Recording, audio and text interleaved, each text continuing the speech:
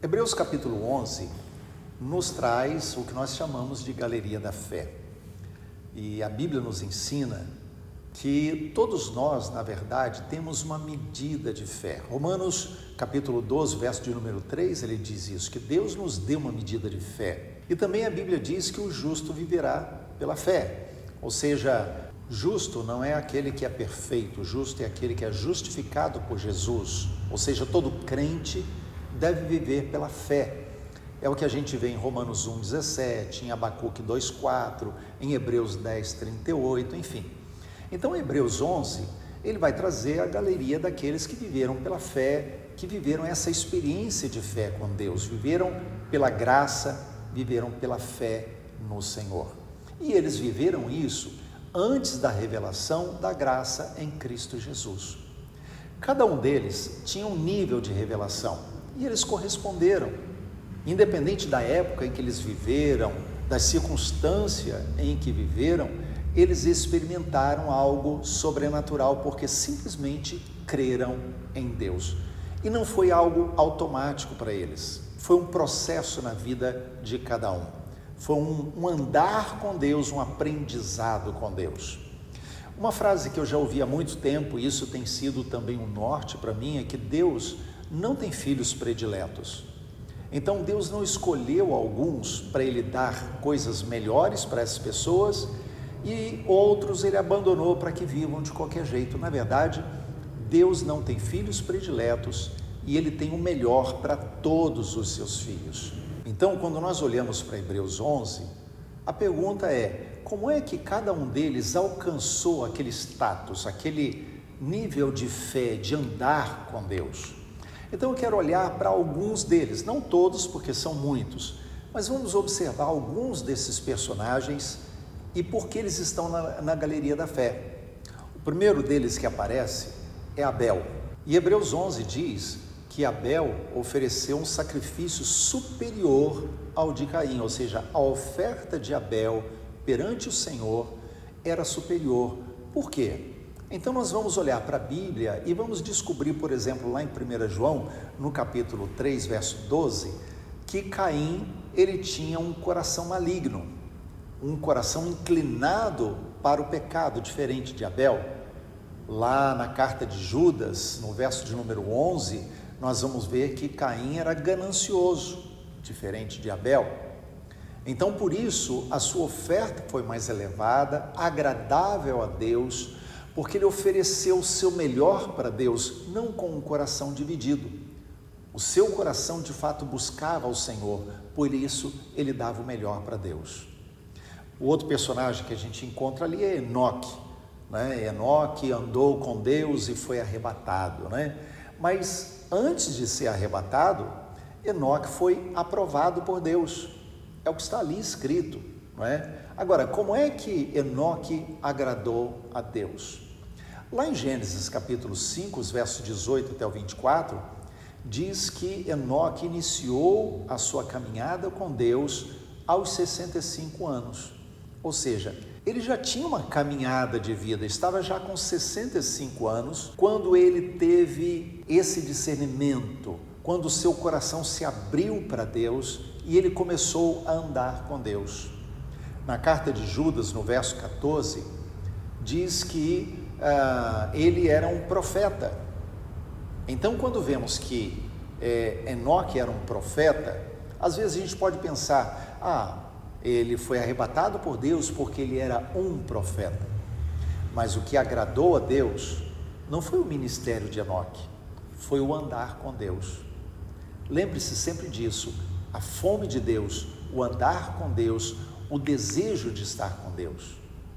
Vamos pegar Noé também. Em Hebreus 11, verso de número 7, diz que ele era temente a Deus, ele tinha temor de Deus. Agora, o que é que levou Deus a escolher Noé? Porque, afinal de contas, tudo foi destruído, toda a vida sobre a terra foi destruída, mas Noé achou graça diante de Deus. Por quê? Ele era íntegro no meio de uma geração corrompida e Noé andava com Deus. Então o segredo de Noé é que ele andava com Deus, por isso ele tinha temor de Deus, e por isso achou graça diante de Deus. Abraão, vamos olhar para Abraão. A parte da história registrada em Gênesis, a gente poderia pegar ali, Deus chama em Gênesis capítulo 11, no final do capítulo, depois Deus repete o chamado no capítulo 12, poderíamos pegar o andar de Abraão ali, mas eu quero pegar com você apenas o que Tiago fala. Tiago capítulo 2, no verso 23, diz assim: e se cumpriu a escritura, a qual diz, ora, Abraão creu em Deus, e isso lhe foi imputado para a justiça, e foi chamado amigo de Deus. Ou seja, Abraão não foi alguém que correu atrás das bênçãos de Deus. As bênçãos de Deus correram atrás de Abraão, porque ele se tornou amigo de Deus, andar com Deus. Mais uma vez, o segredo está em andar com Deus. Se nós olharmos Isaac, Abraão teve Isaac, o filho da promessa. Todas as promessas que Deus tinha feito para Abraão foram renovadas em Isaac. A gente poderia até dizer assim, mas o que foi que ele fez? O que nós podemos dizer é que Isaac seguiu os passos de Abraão, até no pecado, cometeu o mesmo pecado, mas vamos lembrar, ele foi o filho do quase sacrifício. Como assim? Vamos lembrar o seguinte, comumente se diz que Isaac ele seria um adolescente. Eu particularmente creio que Isaac ele tinha 33 anos, porque ele é uma figura de Jesus, uma figura de Cristo. Então, por causa do quase sacrifício, nós podemos olhar para ele como sendo uma figura do Cristo que viria, do sacrifício de Jesus. Agora imagina que esse filho está andando com o pai e ele pergunta, pai, onde está o cordeiro para o sacrifício? E ouve do pai Abraão dizendo, Deus proverá. Chegam ao local do sacrifício, Abraão amarra Isaac. Isso quer dizer que Isaac se deixou amarrar, porque os servos de Abraão tinham ficado para trás. Agora estava apenas Abraão, já idoso, e o seu filho, que era jovem, cheio de vigor. Então Isaac poderia ter se rebelado, mas ele se deixou amarrar, porque ele confiou. Ele era filho de um homem amigo de Deus. O outro personagem que a gente pode pegar é Jacó. Lá em Gênesis capítulo 28, tem um momento crucial na vida dele, em que ele tem um sonho, ele está fugindo de Esaú, ele tem um sonho de uma escada que liga céus e terra, ele vê o Senhor ali ao pé dessa escada, ele vê os anjos de Deus subindo e descendo, ele acorda daquele lugar, ele tem um discernimento de aquele lugar ser especial. Ele diz, esse lugar não é outro lugar senão a casa de Deus. Então lá no capítulo 32, ele está voltando dessa fuga e aí ele tem a expectativa de encontrar o seu irmão Esaú, que estava na mente dele, no coração de Jacó. Esaú estava feroz com ele, queria matá-lo, ele tinha medo do que poderia acontecer, mas ele chega a um lugar, num vale, e ele tem um encontro com o anjo do Senhor.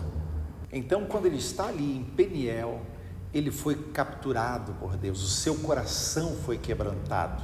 Na verdade, podemos dizer que Jacó se deixou capturar quando ele luta com o anjo. Ele diz, não te deixarei se não me abençoares.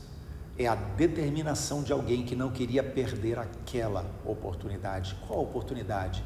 A oportunidade do encontro com Deus.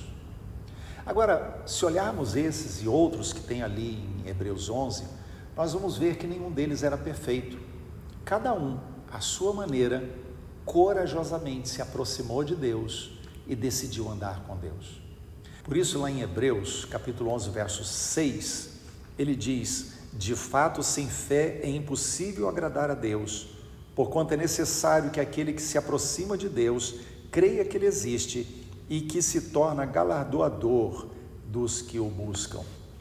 Ou seja, Deus é aquele que dá recompensa àquele que o busca. Qual recompensa? Que galardão é esse? Não é só céu. Hebreus 4, no verso 16, diz que nós podemos nos aproximar com ousadia, com coragem do trono da graça, e ali nós encontraremos a graça de Deus em nosso favor. Então, nós vamos encontrar misericórdia, vamos achar graça de Deus. Que graça e misericórdia é essa? É a graça e a misericórdia da presença do Senhor, quando nós buscamos o Senhor. Então não olhe para Hebreus 11 como sendo de pessoas excepcionais.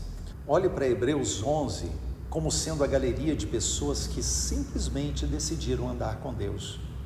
Muitos deles pessoas simples, sem grandes pretensões na vida, mas tiveram um encontro com Deus e decidiram andar com Deus. E isso mudou tudo. E isso não é só para eles, isso é para você também. Andar com Deus e ter a vida transformada.